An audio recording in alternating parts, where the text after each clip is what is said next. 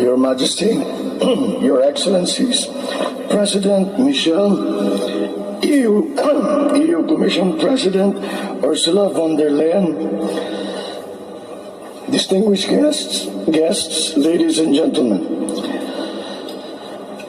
After 45 years of enduring partnership, there is still much that can be achieved between the two organizations that we have.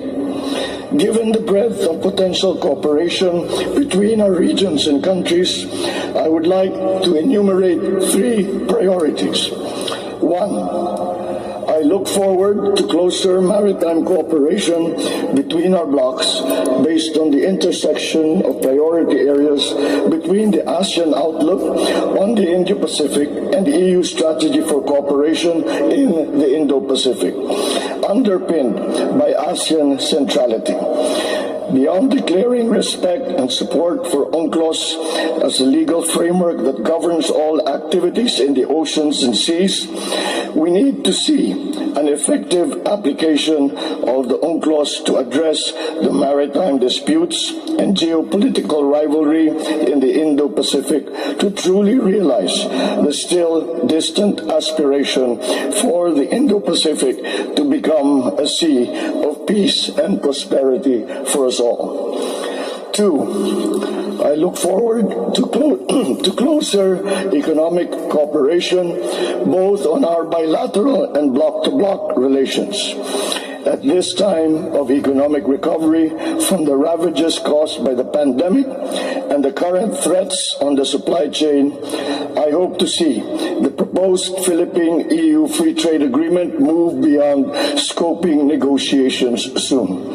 With the entry into force of the Regional Comprehensive Economic Partnership amongst Asia-Pacific countries, the European Union misses out on the benefit of having a similar agreement with ASEAN. We encourage the EU to calibrate the scope and coverage of its proposed FTA to what is currently possible for ASEAN to collectively agree on, so we can make concrete progress on the negotiations on the ASEAN-EU FTA.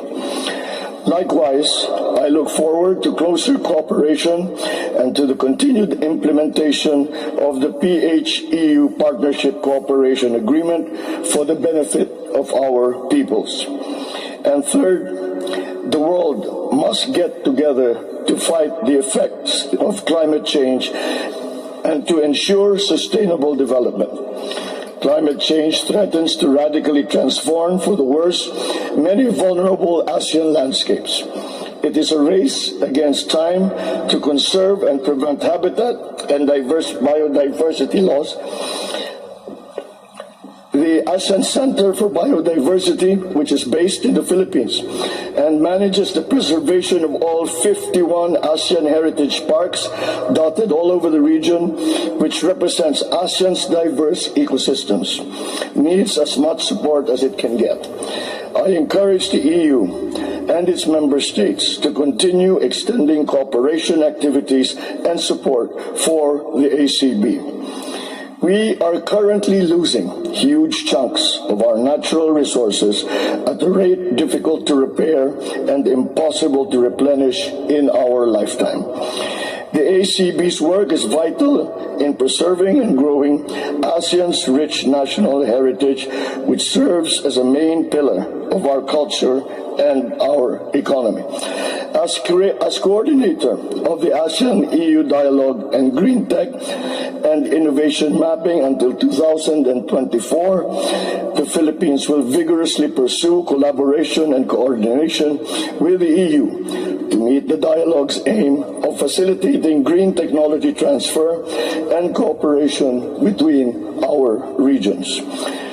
At the bilateral level, I express my appreciation for the launch earlier this year of the EU-funded National Copernicus Capacity Support Action Program for the Philippines, which will help us develop and apply space technologies to increase our resilience to natural disasters and climate change.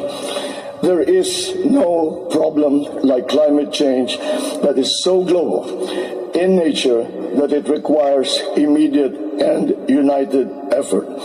We need to act now. We need to act together. We need to get it right. Thank you and good afternoon.